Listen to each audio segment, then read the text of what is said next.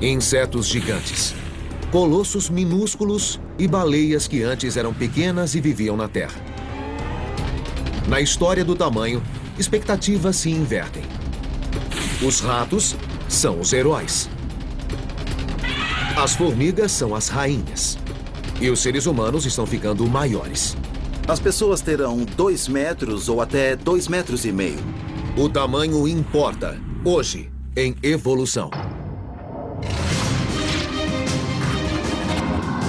A história da sobrevivência.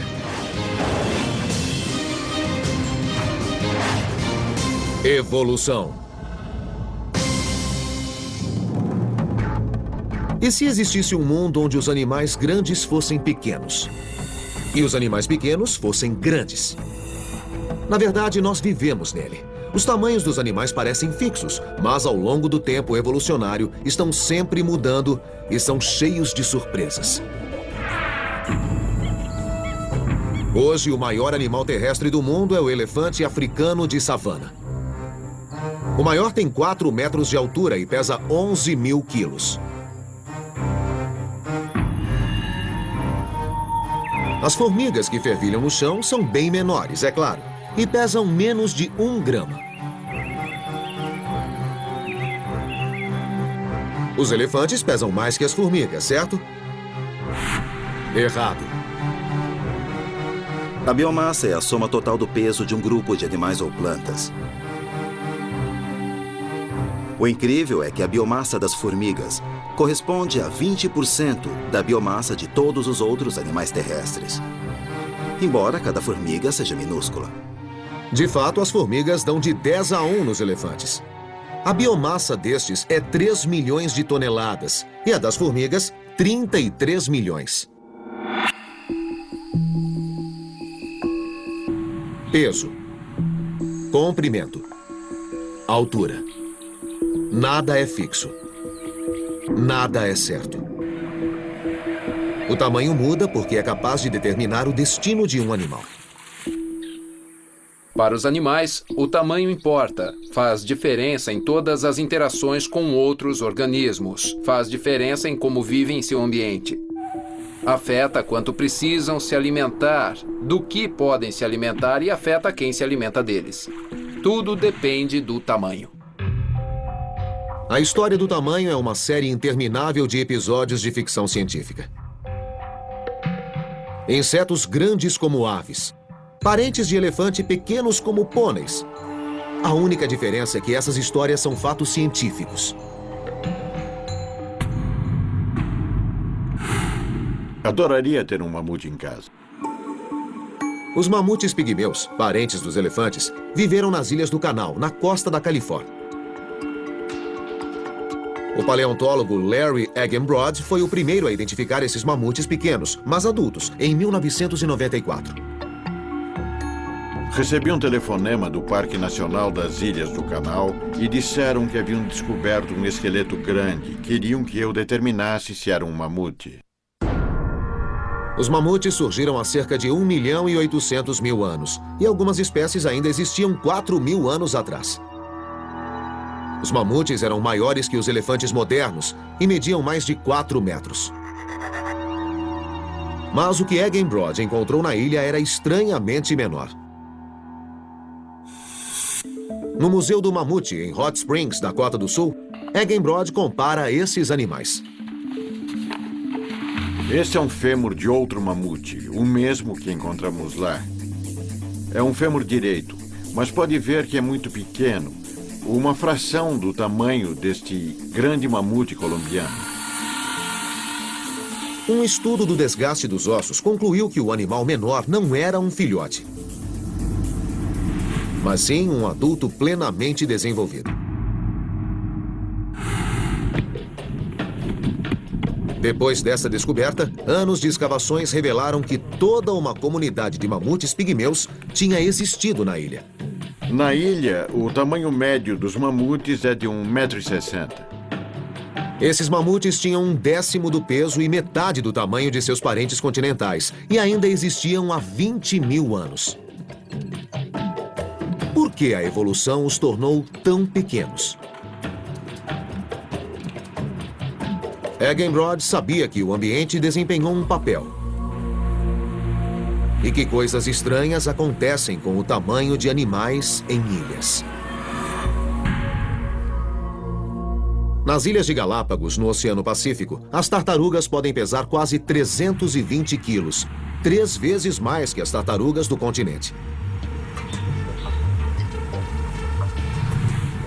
A ilha de Komodo, na Indonésia, é o lar do maior lagarto do mundo, o dragão de Komodo, de 3 metros de comprimento. Esses animais aumentaram quando longe dos predadores. Então, por que os mamutes encolheram?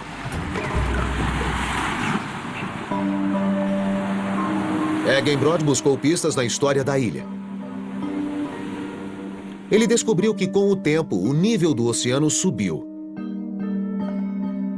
E o que era uma grande ilha com uma ampla costa se tornou 3 ilhas menores com picos íngremes e escarpados. Para sobreviver, os grandes mamutes precisaram subir cada vez mais os picos íngremes do interior da ilha para encontrar grama. E para isso, ser grande era uma enorme desvantagem. Como um carro mal projetado, o centro de gravidade deles era alto demais. Estudei os espécimes e descobri que o mamute continental só suportava encostas de 20 ou 25 graus, enquanto o mamute pigmeu tolerava inclinações de 35 graus. Ao longo de muitos anos, os mamutes grandes pereceram.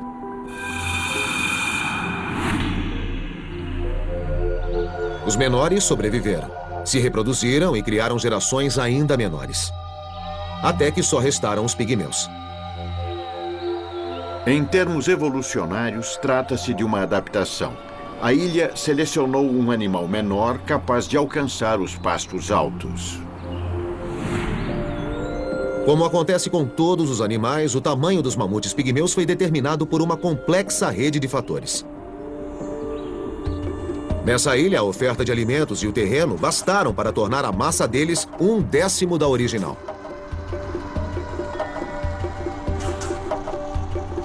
Conseguiram se adaptar e sobreviver. Até que os seres humanos entraram em cena. Acho que esses mamutes viram os primeiros humanos chegarem à ilha. E essas primeiras pessoas viram uma fonte de carne que era controlável. Lamento o fato de eles não estarem numa ilha à qual ninguém chegou. Eles ainda existiam na ilha Wrangel há 3.700 anos, quando os egípcios recolhiam rochas para fazer as pirâmides. Os seres humanos contribuíram para a extinção dos mamutes, mas Eggenbrod espera que um dia eles possibilitem o retorno desses animais. Sou a favor da clonagem no caso dos mamutes. Não vejo por que não trazê-los de volta se tivermos a tecnologia para isso.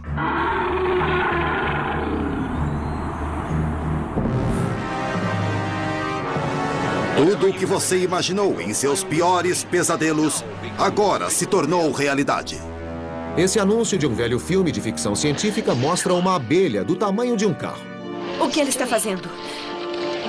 Está nos prendendo. Os insetos nunca foram tão grandes. Mas registros fósseis de 260 milhões de anos atrás mostram que realmente existiram insetos como a meganeura, ancestral da libélula, voando com asas de quase 1 metro.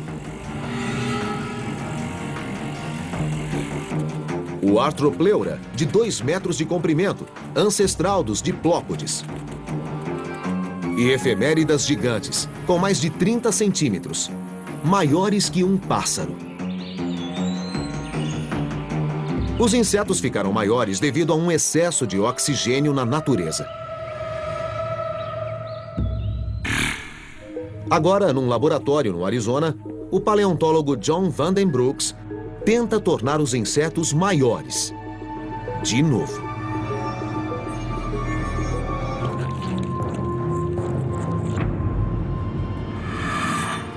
Criamos insetos neste laboratório, com níveis diferentes de oxigênio para ver como afeta o desenvolvimento.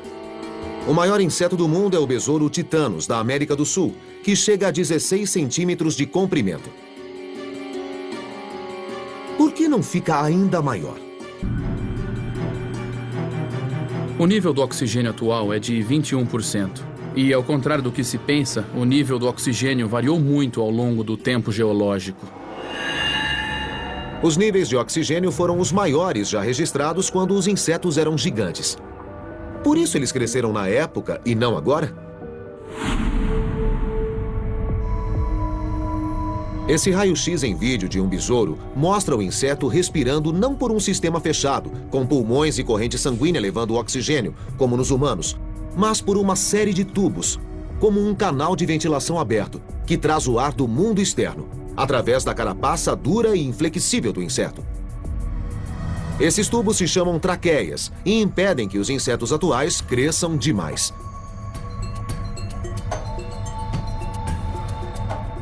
Possuindo um corpo maior, aquela região onde ficam tanto a traqueia quanto as estruturas respiratórias do inseto também aumentam.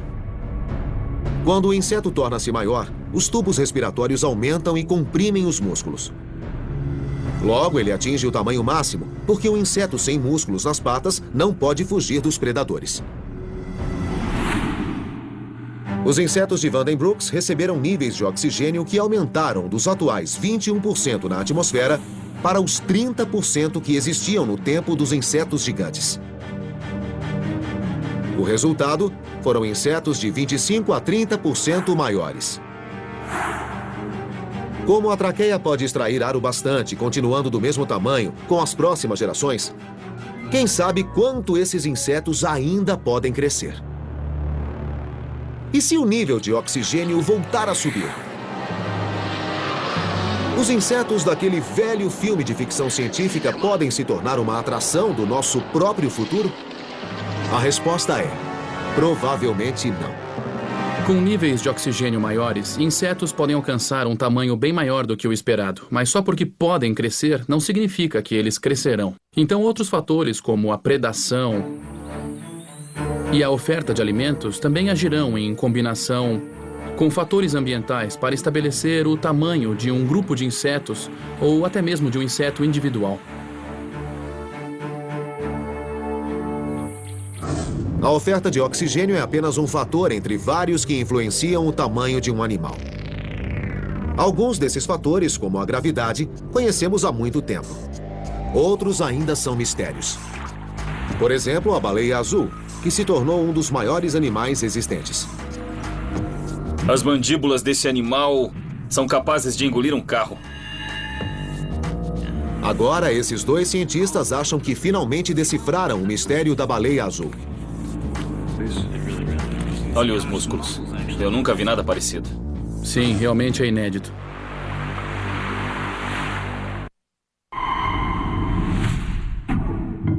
Ao enfrentar os desafios de seu ambiente em mutação, animais encolheram e aumentaram de tamanho com o tempo, como as imagens numa casa de espelhos.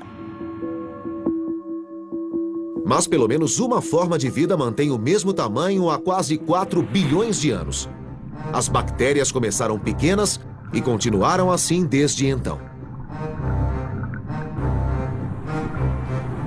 Nossa tendência é achar que maior é melhor, mas ser pequeno também é um truque muito bom.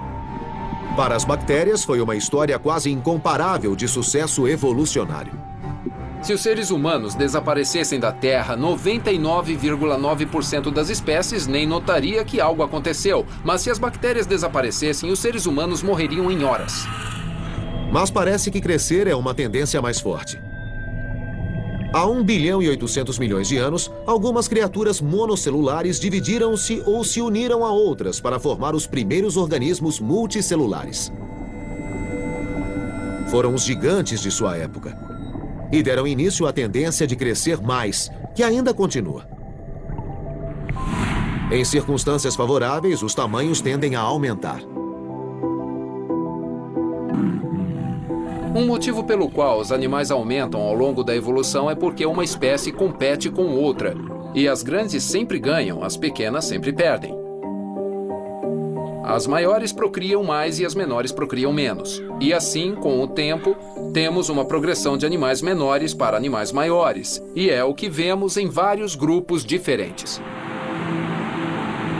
O oceano oferece chances maiores para que alguns animais cresçam, porque a flutuação da água diminui a força da gravidade.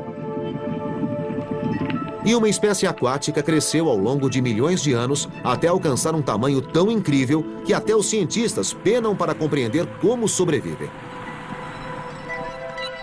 A baleia azul. Um dos maiores animais existentes.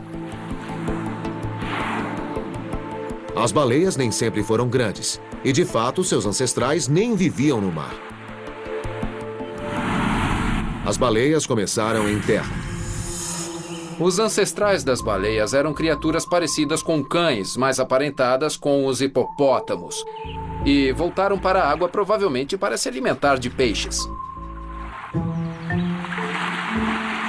Milhões de anos de adaptação depois, as baleias modernas surgiram agora totalmente aquáticas. Tinham tamanho equivalente ao dos golfinhos, até que repentinamente passaram por um misterioso crescimento. Assim, com 7 milhões de anos, as baleias ficaram imensas, elas ficaram gigantes. Não sabemos por que isso aconteceu. É um grande mistério. O mistério de por que as baleias cresceram é apenas um dos muitos que intrigam os cientistas.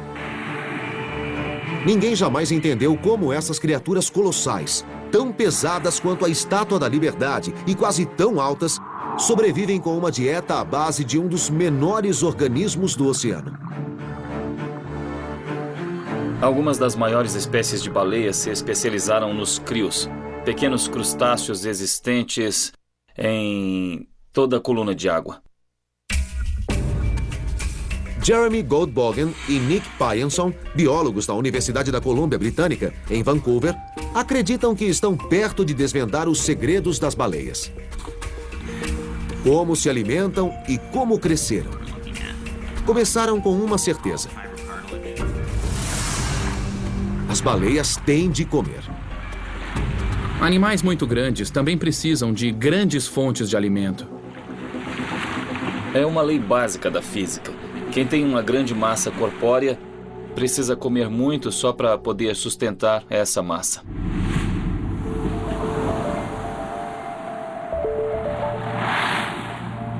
A baleia azul precisa de 1 tonelada de alimento por dia.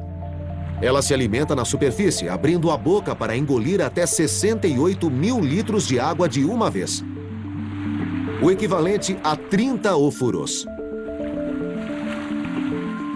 A baleia então expele a água de volta para o mar, mantendo os crios na boca. Consegue prendê-los com uma singular cortina de placas flexíveis presas ao maxilar superior, as chamadas barbas. Ao longo da evolução, perderam os dentes e desenvolveram as barbas. É um mecanismo simples de filtragem que extrai as presas da água. Mas mesmo com barbas, a baleia captura apenas 10 quilos de crio na superfície. Teria de fazer 100 refeições por dia, uma tarefa aparentemente impossível. Nós queríamos saber se as baleias conseguiam satisfazer suas necessidades de energia. As baleias não poderiam ser tão grandes se não comessem o bastante. Seu tamanho estaria relacionado com o modo de obter alimentos? Um grande avanço ocorreu por acaso. Em 2003, Goldbogen participou de uma expedição com o Instituto Oceanográfico Scripps e o Instituto Cascadian. Eles prenderam gravadores nas baleias com aparelhos de sucção para estudar seu canto. O estudo mediu a velocidade das baleias, a profundidade delas quando nadam. Mas as baleias não cantaram e os dados pareciam inúteis. Até que Goldbogen percebeu que as baleias agiam de modo estranhamente ativo. Uma análise detalhada revelou que elas se alimentavam a 180 metros da superfície. Esse refeitório secreto seria a chave do sucesso da baleia? Foi a primeira vez que vimos o que as baleias fazem debaixo da água. Pelo menos baleias desse tamanho. Com esses dados, a equipe chegou à primeira explicação detalhada da alimentação das baleias nas profundezas. Primeiro, a baleia mergulha e bate a cauda algumas vezes para ganhar impulso. Após 12 metros de descida, os pulmões da baleia fecham devido à pressão da água e ela cai como um peso morto. Ao avistar uma concentração de crios, ela subitamente abre a boca a quase 90 graus. A baleia rapidamente fecha a boca, expele a água durante 30 segundos e prende os crios atrás das barbas. Uma baleia adulta executa a investida em 6 segundos. Leva 3 segundos para abrir e 3 segundos para fechar as mandíbulas. Essa é apenas metade da técnica. A segunda envolve uma grande cavidade que se abre sob o maxilar inferior. É semelhante ao que nós temos aqui sob o queixo. O tecido das baleias vai do queixo até chegar aqui no umbigo. Segundo a pesquisa, cada mergulho resulta em 4 investidas e dura cerca de 7 minutos antes que a baleia tenha de subir para respirar. Só no Oceano Antártico, o crio tem biomassa de 500 milhões de toneladas, o dobro da humana, e é encontrado nos oceanos do mundo todo. Esse abundante alimento é um fator-chave para que as baleias tenham se tornado gigantes dos mares. Com densos grupos de crios disponíveis a 180 metros da superfície, mesmo ingerindo apenas 10 quilos por mordida, as baleias podem conseguir o alimento necessário em apenas 4 horas por dia, o que lhes deixa muito tempo para cantar. A equipe acha que o desenvolvimento de barbas e desse estilo de alimentação pode explicar o crescimento rápido e misterioso das baleias há 5 ou 7 milhões de anos. Um dos motivos desse crescimento é que a flutuação da água ajuda a atenuar o efeito da gravidade. Mas os saurópodes, os maiores animais que já viveram na Terra, chegaram quase ao mesmo tamanho, mesmo sem ter essa vantagem. Como conseguiram? Os saurópodes tinham pescoços inimagináveis para os seres humanos.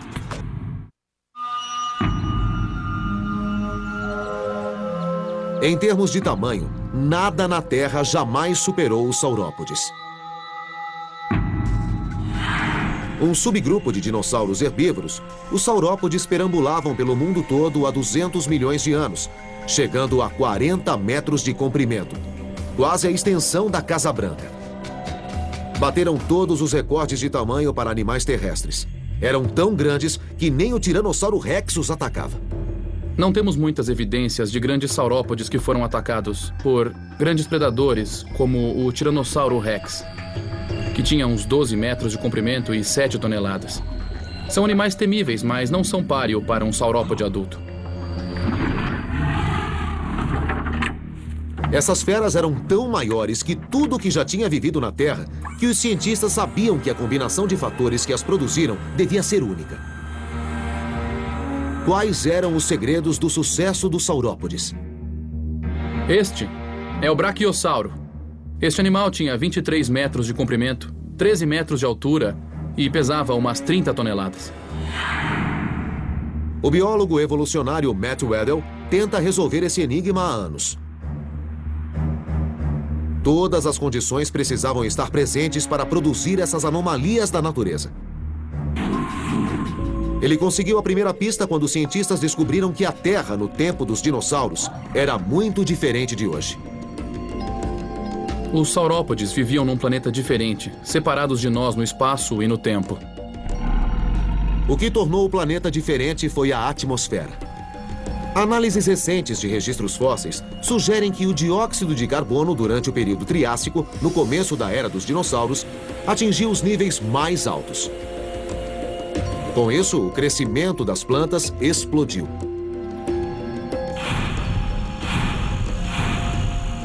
Quando as plantas crescem nessas condições, elas praticamente dobram de tamanho. Mais plantas respirando dióxido de carbono significaram mais alimento para os herbívoros. E nunca houve vegetarianos que comessem mais que os saurópodes. Para os maiores saurópodes, a necessidade diária de alimento era da ordem de 1 tonelada de vegetais. Suas cabeças eram máquinas de morder. Eles não podiam mastigar a comida porque seus dentes não se encontravam, assim como os nossos. Eles só engoliam a comida e não paravam de crescer. Os saurópodes precisavam de relativamente pouca energia para comer. Um dos motivos pelos quais os herbívoros podem ficar maiores que os carnívoros. Mas ao longo de milhões de anos de evolução, seu tamanho cada vez maior fez com que precisassem de músculos gigantes para mover ossos cada vez mais pesados, incluindo o aparentemente inviável pescoço. O pescoço podia chegar a 12 ou 15 metros de comprimento. Então, como um animal conseguia sustentar e mover um pescoço tão longo? Hoje, o maior pescoço, de 2,30 metros de comprimento, pertence à girafa. Mas os ossos da girafa são pesados e restringem o movimento.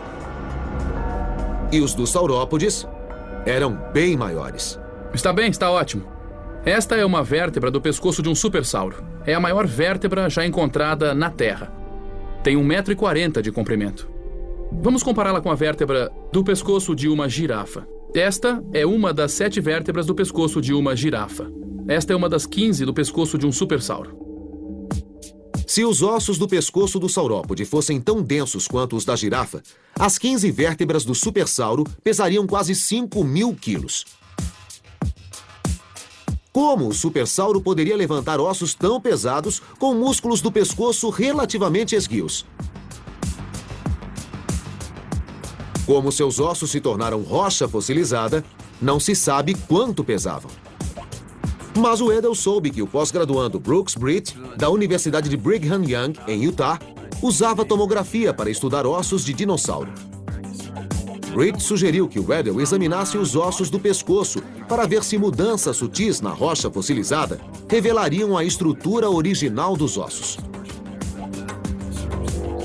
Nunca ninguém escaneou uma vértebra de um diplodoco em estado tão bom. A tomografia computadorizada oferecerá a primeira visão do interior de um osso de diplodoco de 145 milhões de anos. As diferentes densidades da rocha dentro do osso são invisíveis a olho nu, mas a tomografia revela que os ossos em vida eram levíssimos. Há cavidades por toda a parte. Assim como pneus, os ossos são pneumáticos. Contém de 60% a 70% de ar. Weddell suspeita que, além de leves e fáceis de erguer, os ossos também ajudavam a levar oxigênio diretamente aos músculos, graças a um sistema de sacos de ar ao longo do pescoço, semelhante aos das aves de hoje.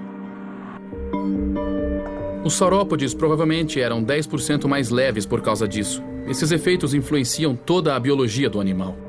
Ele não precisa de tanto oxigênio. Cresce mais rápido porque não precisa de tanta massa. Apesar de ocos, os ossos do pescoço eram fortes.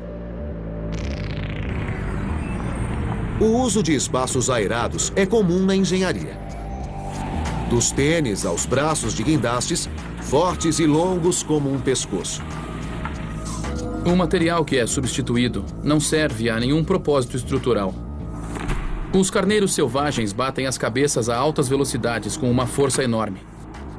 Mas os chifres são pneumáticos, e pneumático não significa fraco. Os saurópodes conseguiram a combinação perfeita para se tornarem uma anomalia. Ossos ocos, bastante comida e tamanho enorme para afastar predadores. Tinham todas as vantagens.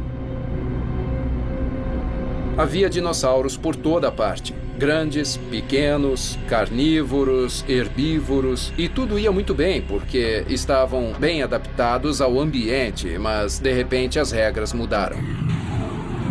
Há 65 milhões de anos, com uma energia equivalente a 100 milhões de toneladas de TNT, um asteroide encerrou de modo súbito e chocante o reinado dos dinossauros.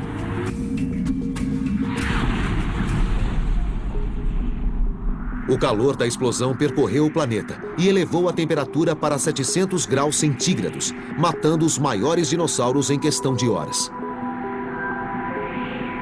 O mundo se tornou um imenso forno e sua abundante vegetação foi extinta. Todos os animais grandes estavam em desvantagem porque precisavam de muita comida e havia restado pouca. Eles não puderam sobreviver. Mas os mamíferos estavam em grande vantagem porque eram pequenos. Todas as espécies com mais de 10 quilos, 70% da vida na Terra, entraram em extinção. As condições para a vida na Terra sofreram um reajuste radical. De repente, pequenos mamíferos de sangue quente, os ancestrais dos roedores, ganharam um passaporte para o sucesso. Hoje, há roedores em todos os continentes, exceto a Antártica. São mais de 2.000 espécies, com bilhões de indivíduos. E seus descendentes, todos os mamíferos da Terra, inclusive os seres humanos, ocupariam todos os nichos do planeta. Um evento de extinção em massa há mais de 65 milhões de anos eliminou da face da Terra todas as espécies com mais de 10 quilos. 70% das formas de vida do planeta foram completamente destruídas. Mas pequenos mamíferos, muito menores que os atuais roedores, sobreviveram.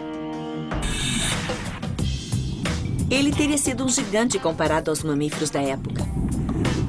A bióloga evolucionária Felissa Smith estuda uma criatura aproximadamente 200.000 vezes menor que um saurópode, mas igualmente importante na estranha história do tamanho.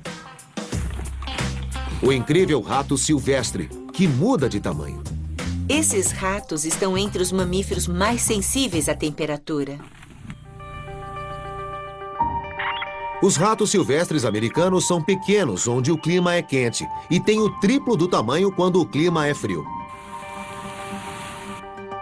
Os animais na parte sul da cadeia, nas montanhas Sangre de Cristo, no Novo México, são os menores. Na parte norte da cadeia, no Canadá, 1 quilo. Os animais têm 3 vezes este tamanho. Os ratos silvestres vivem numa das regiões mais quentes da Terra, o Vale da Morte. O que indica como esses mamíferos sobreviveram quando a maioria dos outros morreu após o impacto do asteroide.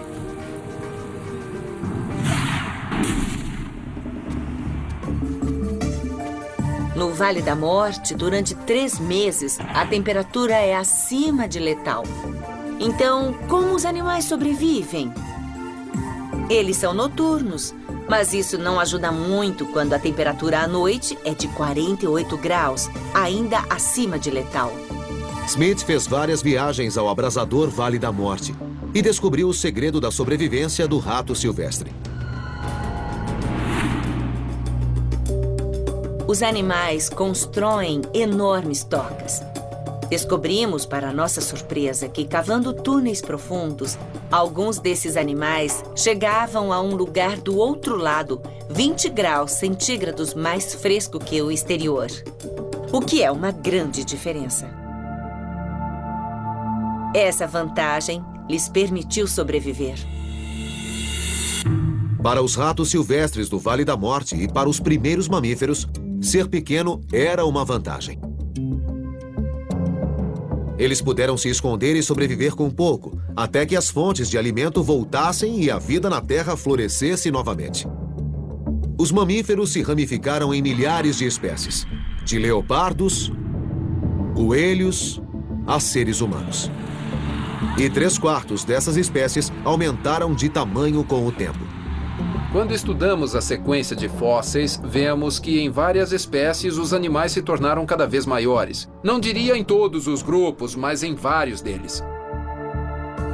Por exemplo, os cavalos na América do Norte têm um registro fóssil que documenta o aumento de tamanho ao longo de dezenas de milhões de anos. No sentido evolutivo, a seleção sempre é para tamanhos maiores. Facilita a conquista de parceiros, a luta de outros indivíduos no caso de carnívoros e o roubo de carcaças de outras espécies. Há muitas razões para ser grande. Blair Van Valkenburg leciona Ecologia e Biologia Evolucionária na Universidade da Califórnia. Especialista em lobos, do passado e do presente, Valkenburg afirma que o tamanho aumenta o risco. Os mamíferos carnívoros cresceram até atingir um ponto de virada. É muito interessante. Os mamíferos carnívoros podem ser divididos em 2 grupos dependendo do tamanho. De um lado, os com menos de 20 quilos e de outros com mais de 20 quilos. Acima de 20 quilos, os mamíferos carnívoros passam a comer presas bem maiores. Caso contrário, teriam de caçar com muita frequência. Imagine um dia na vida de um lobo. Ele diz, vou comer ratos hoje. Ele sai e caça um rato. Gostei, mas ainda estou com fome. Então caça outro rato, continua com fome. Outro rato e outro e outro. E a cada rato ele gasta a energia que obteve com o rato anterior. Então, ele pode passar o dia inteiro caçando e nunca ficar saciado ou satisfeito. O equilíbrio entre tamanho, alimento e a energia necessária para consegui-lo implica que nenhum mamífero carnívoro pode ter mais de 1.000 quilos, ou 300 quilos a mais que o mais pesado urso polar. Os animais não podem crescer infinitamente. Muitos fatores entram em jogo. Eles precisam conseguir oxigênio para manter os tecidos vivos. Se forem muito grandes, isso é difícil. Eles precisam conseguir bastante alimento. Se forem grandes demais, pode não haver alimento suficiente. A maioria precisa se movimentar o tempo todo e sustentar o peso do corpo. Se forem grandes demais, é impossível. O lobo pré-histórico surgiu há cerca de 9 milhões de anos e pesava 68 quilos, o dobro do lobo cinzento atual. Foi um sucesso evolutivo por algum tempo. Mas ele não conseguiu se adaptar quando uma mudança climática extinguiu parte das suas presas. Após 100 mil anos de convivência com seu parente, o lobo cinzento, o comilão lobo pré-histórico entrou em extinção há 10 mil anos. Os dinossauros carnívoros, é claro, ficaram bem maiores. Mas mesmo um réptil eficiente como o Tiranossauro Rex não foi além de seu tamanho máximo. O Tiranossauro Rex teve limitações de tamanho porque dependia de carne. Estudos sugerem que carnívoros não podem ficar maiores que o Tiranossauro Rex. Às vezes não dá para continuar crescendo. E quanto aos seres humanos? Estamos ficando cada vez maiores e mais altos? E, portanto, correríamos risco de extinção? Não há dúvida que nos últimos séculos as pessoas se tornaram maiores, em especial na América do Norte. Em velhas casas coloniais, as portas são tão baixas que você se sente um gigante andando dentro. Mas se isso é resultado da mudança pela evolução ou pela diferença de alimentação, não sabemos exatamente. A altura humana é um mistério. E essa história é cheia de surpresas. Começando pelo fato de hoje sermos mais baixos do que há 50 mil anos. Acredite ou não, a agricultura não foi um progresso. A altura humana aumentou no mundo desenvolvido nos últimos 150 anos. De uma média de 1,60 m para os homens para 1,70 m e 12 centímetros a menos para as mulheres. O que explica esse crescimento? Uma alimentação melhor? Ou uma mudança evolutiva causada por um comportamento na escolha de parceiros que Darwin chamou de seleção sexual?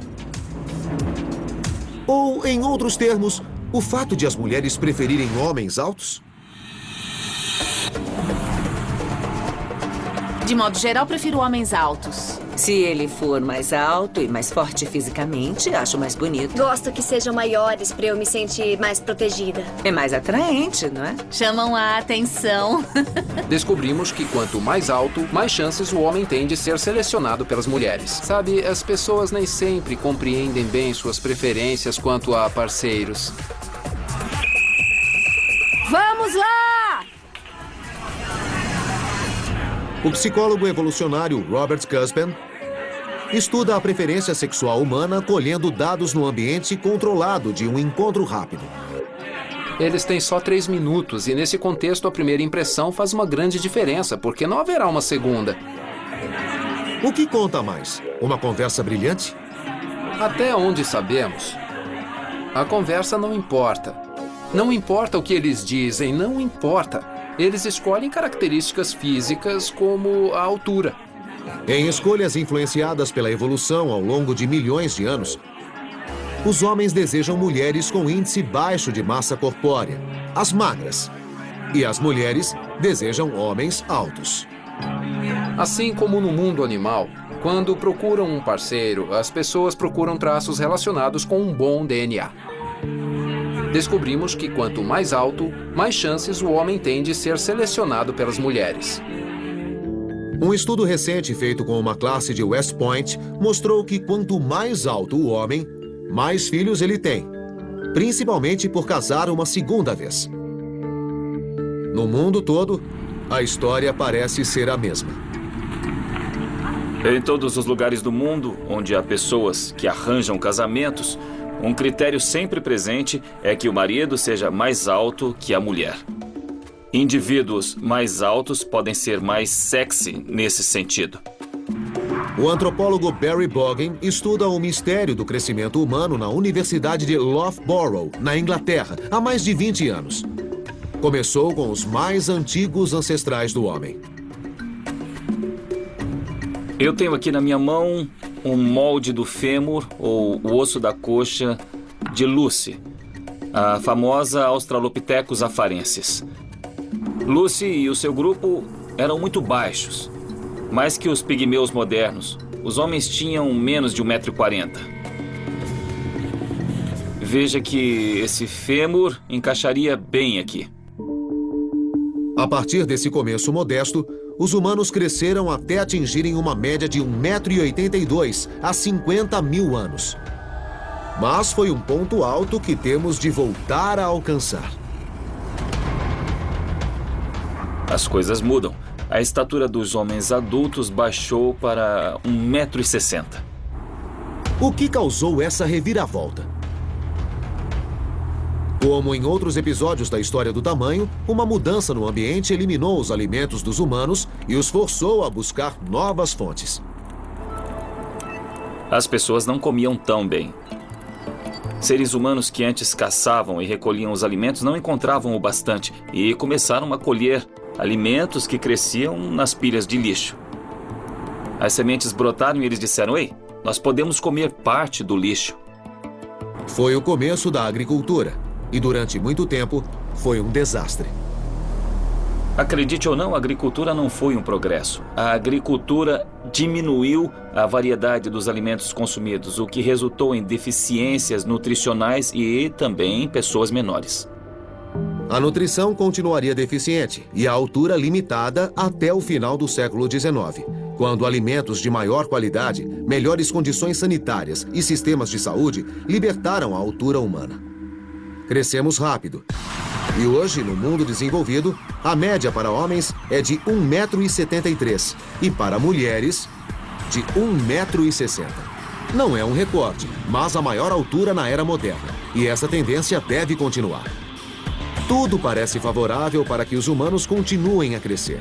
A nutrição, a seleção sexual e a tendência dos mamíferos de aumentar de tamanho. Então, no futuro, seremos uma terra de gigantes? Daqui a 200 ou 300 anos, a espécie humana pode ter 2 metros, talvez até 2,5 metros. É difícil acreditar, mas o fato é que os humanos estão ficando mais altos a cada geração. É uma combinação de nutrição e genes, mas que está tornando toda a nossa espécie maior do que era. Mas nem todos concordam. Teremos mais de 2 metros ou 2,5 metros?